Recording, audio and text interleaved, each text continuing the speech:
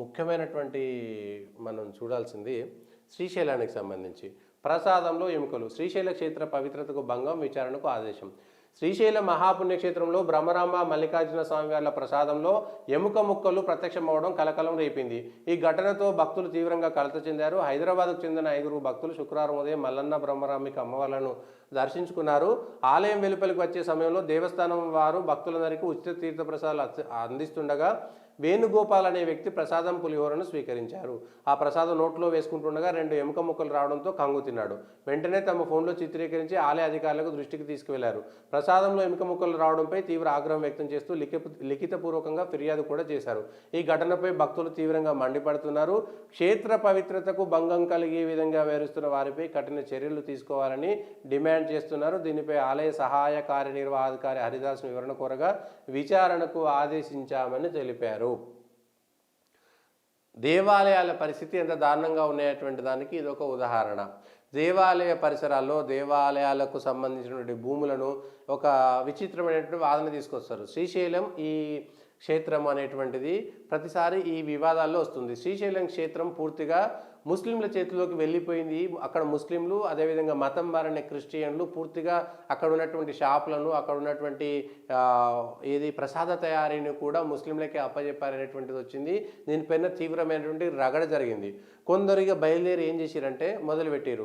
అదేంది, దేవుడు వీళ్ళని ఎలగొట్టిరా, దేవుడు అందరినీ సమానంగా చూడమన్నారు కదా, దేవుడు వీళ్ళొకటే వాళ్ళొకటే కదా, అందరికీ మనుషులే కదా అనేటువంటి ఒక కొత్తది పుట్టుకొచ్చింది. అరే, శ్రీశైలం అనేటువంటిది హిందూ మత సాంప్రదాయాలకు భిన్నంగా ఉండేటువంటి వాళ్ళు అక్కడ ఉండాల్సినటువంటి అవసరం లేదు. నిజంగా అక్కడ ముస్లింకే ఇచ్చి ఉంటే ఆ ముస్లిము శ్రీశైలానికి సంబంధించినటువంటి ఆ పూజా పునస్కారాలకు సంబంధించి ఆ పద్ధతుల ప్రకారం అక్కడ పనిచేయగలుగుతాడా? అక్కడ ఆయనకు షాప్ పెట్టుకునేటువంటి అవకాశం ఇచ్చారనుకో, అవును భయ్, దేవుడు అక్కడ పూలు అమ్ముకునేటువంటి గుడో కొబ్బరికాయలు అమ్ముకునేటువంటిది ఇస్తే ఆయన అంతే పవిత్రంగా ఉంచుతాడా? ఆయనకి ఏం సంబంధం? ఈ దేవుడిపైనే నమ్మకం లేనటువంటి వ్యక్తికి అక్కడ దుకాణం పెట్టుకునేటువంటి అవకాశం ఇస్తే ఆయన ఎందుకు గౌరవంగా భక్తిగా ఉంటాడు? ఆయనకి ఈ దేవుడి గుడిపైన ఈ దేవుడిపైన భక్తి లేనప్పుడు ఆయన ఇట్లాంటివే చేస్తాడు. ఎట్లా చేస్తాడు? సేమ్ ఆయనకు నచ్చినప్పుడే స్నానం చేస్తాడు. ఆయన ముస్లిం కాబట్టి నేను శ్రీశైలంలో ఉన్నంత మాత్రాన నేను నమాజ్ చేసుకోవద్దా, నేను ఈయనే కూర్చొని శ్రీశైలంలోనే చేసుకుంటా అంటాడు. ఎందుకంటే ఈ షాప్ నేను టెండర్లో వేసుకున్నా, నేను వచ్చినా కాబట్టి నాకే రావాలంటాడు. కాబట్టి ప్రధానంగా హిందూ సాంప్రదాయాల్లో ఉండేటువంటి ఏ గుళ్ళో అయినా సరే, ప్రభుత్వ ఆధీనంలో ఉన్న ప్రైవేటు ఆధీనంలో ఉన్నా కూడా అక్కడ 100కు 100% ఆ దేవుడిపైన నమ్మకం ఉన్నటువంటి వాళ్ళకు మాత్రమే పూలు అమ్ముకునేటువంటిదైనా, కట్టెలు అమ్ముకునేదైనా, లేకపోతే అక్కడ ఉండేటువంటి ఆచార సాంప్రదాయాలను గౌరవించే వాళ్లకు మాత్రమే ఇవ్వాల్సినటువంటిది అవసరం ఉన్నది. ఇంకా దరిద్రం ఏంటంటే, సరే ఇక్కడ శ్రీశైలం ఎముకలు ఎందుకంటే అక్కడ బలి ఇచ్చేటువంటి సాంప్రదాయం లేదు. బలి ఇచ్చేటువంటి సాంప్రదాయం లేని దగ్గర ఎముకలు వచ్చినాయంటే కావాలని అపవిత్రం చేసినట్టే కదా. ఇది కొన్ని వందల ఏళ్ళుగా వస్తున్నటువంటి కుట్ర ఇప్పుడు ఇంకో తీరుగా కుట్ర వస్తున్నది. వెంకటేశ్వర స్వామి గుళ్ళో మతం మారినటువంటి వాళ్లకు రిజర్వేషన్ల పేరిట అక్కడ ఇచ్చి, శ్రీ వెంకటేశ్వర స్వామి గుళ్ళో ఇతర మతాల ప్రార్థనలు చేసి అక్కడ ఉన్నటువంటి వాళ్ళు క్రిస్టియన్ చర్చిలకు వెళ్తున్నారు. టీటీడీ వాహనాలను వాడుకొని టీటీడీలో ఉద్యోగం చేస్తూ టీటీడీ డబ్బులు తీసుకుంటూ అక్కడికి వెళ్తున్నారు. అరే, ఈ దేవుడి పైన నమ్మకం లేనటువంటి వాళ్ళు అక్కడ పోవాల్సినటువంటి కర్మేం పట్టింది? అక్కడ మీరు పోతే అంతే పవిత్రంగా ఉండాల్సినటువంటి అవసరం ఉన్నది. అసలు ఉన్నా ఉండకపోయినా ఇతర మతస్థులకు అక్కడ ఏ స్థానము ఉండాల్సినటువంటి అవసరం మాత్రం లేదు.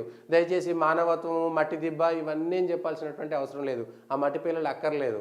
అక్కడ ఉండేటువంటి సాంప్రదాయాలను గౌరవించేటువంటి వాళ్ళు మాత్రమే ఉండాలి, హిందువులే ఉండాలి. హిందువులలో కూడా మతం మారినటువంటి దరిద్రులకు ఇవ్వాల్సినటువంటి పరిస్థితి అవసరం లేనే లేదు. ఇంకొకటి, హైదరాబాద్ లాంటి ఏరియాలో కూడా ఇది వచ్చింది కాబట్టి ఇంకొక ముక్క చెప్తున్నా దీనికి. ఈ పోషమ్మకో ఇక్కడనో అక్కడనో వీళ్ళు కోడినో లేకపోతే మేకనో బలిచ్చేటువంటి సాంప్రదాయం ఉన్నటువంటి దేవుళ్ళు కూడా ఉంటారు. బలిచ్చే కాడ వాడు బలిస్తాడు, వీడేం చేస్తాడు, ఆడికి పోయిన తర్వాత మళ్ళీ మేము హలాల్ చేస్తామంటాడు. అరే, దేవుడికి పోషమ్మకో మైసమ్మకో ఇక్కడ మారమ్మకో లేకపోతే ఇంకొకటో ఏదో ఒక అమ్మవారికి బలిచ్చేటువంటి సాంప్రదాయం కూడా బలిస్తారు. బలిచ్చేటప్పుడు మళ్ళీ వాళ్ళు వచ్చి హలాల్ చేసిన తర్వాత నీ దేవతకు నువ్వు ఎక్కడ నైవేద్యం పెట్టినట్టు? నువ్వు నీ దేవతకి ఎక్కడ ఇచ్చినట్టు? నువ్వు హలాల్ చేస్తే నీ దేవుడికి అక్కడ నైవేద్యం, తొలి నైవేద్యం పెట్టినట్టు కాదు కదా, నీ దేవుడికి నివేదన చేసినట్టు కాదు కదా. ఏది చేసినా అంటే ఇంకొవరకో చేసినటువంటి ఎంగిల్ని తీసుకొచ్చి నీ దేవతకు పెడుతున్నావు కదా. ఇట్లాంటి ఆలోచన లేనటువంటి ఎట్లా అంటే ఈ సెక్యులరిజం పేరుతోటి మేము అందరినీ గంగా, జమున, తెహజీబ్ అనేటువంటి పేర్లు తీసుకొచ్చి ఈ తెలంగాణలో నిజాములు పరిపాలించినప్పుడు మొత్తం మతాన్ని మార్చలేనటువంటి తెలంగాణలో కాదు మొత్తం భారతదేశంలో ఆఫ్ఘనిస్తాన్ నుంచి ఇక్కడ దాకా ప్రపంచంలో ఎక్కడైనా సరే మతం మారేటప్పుడు అయితే బెదిరించిర్రు లేకపోతే చంపిర్రు, ఇంకా ఓపిక లేనప్పుడు ఇట్లా బలవంతంగా ఖచ్చితంగా ఇవన్నీ చేయాలి.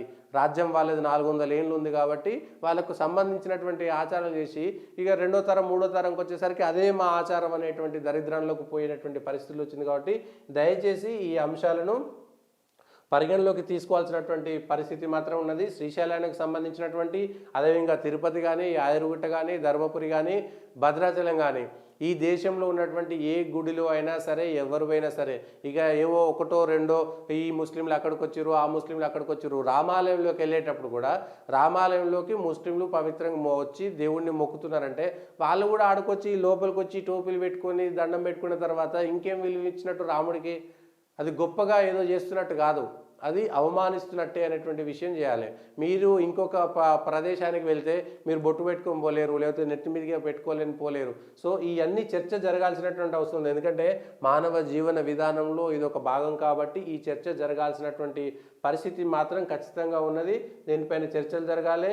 ఈ అంశంలో కూడా ఇక్కడ కూడా ఇది మేడారం జాతర జరుగుతుంది. మేడారం జాతరలో ఈసారి కూడా ట్రస్ట్ బోర్డు లేదు. మరో 14 రోజుల్లో మేడారం మహాజాతర. నేటికి బోర్డుపై నోటిఫికేషన్ ఇవ్వని సర్కారు 105 కోట్ల పనులపై పర్యవేక్షణ ఎట్లా గత జాతర లాంటి పరిస్థితులే పునరావృతం. ఇప్పటిదాకా ట్రస్ట్ బోర్డు వేయలేదు. ట్రస్ట్ బోర్డు వేయకపోతే ఎవరు వేయాలి, వేస్తే ఎట్లా, వేయకపోతే ఒక ప్రత్యేకమైనటువంటి అధికారిని ఏమైనా నియమించారా, వాళ్ళకి ఏమైనా ప్రత్యేకమైనటువంటి కింద ఉండేటువంటి అధికారులను వేశారా? మేడారం జాతరలో కూడా మిగిలినటువంటి మతాల వాళ్ళు వెళ్ళి భక్తి కంటే ఎక్కువ అక్కడ వ్యాపారం చేసుకుంటున్నారు. మన దేవుడి దగ్గర వాళ్ళు వ్యాపారం చేసుకుని వాళ్ళు లబ్ధి పొంది అక్కడ ఈ హిందువులకు సంబంధించినటువంటి సాంప్రదాయాలను ఇబ్బంది పెడుతున్నటువంటి వాళ్ళను ఎట్లా పెడతారనేటువంటి పైన చర్చ జరగాల్సిందే, చర్చ మొదలవ్వాల్సిందే. ప్రతిరోజు ఈ చర్చ ఉండాల్సినటువంటిదే ఎవ్వరు జరిగినా కూడా. ఎందుకంటే ఈ దేశం విభజనకు కారణం ఎందుకైంది, ఈ దేశం ఎట్లా విభజన చెందిందో అనేంత దూరం వెళ్ళాలి. ఆఫ్ఘనిస్తాన్ లాంటి దేశాలు మనవి కాకుండా పోయినందుకు ఏం కారణమో కూడా ప్రజలకు తెలవాల్సినటువంటి పరిస్థితి ఉంది. ఈ దేశంలో ఉండేటువంటి దేవాలయాలను పవిత్రంగా ఉంచుకోవాల్సినటువంటి బాధ్యత ముందు హిందువులు చైతన్యం కావాలి. హిందువులు ఈ దేవుళ్ళను కాపాడుకోవాల్సినటువంటి పరిస్థితి ఉంది.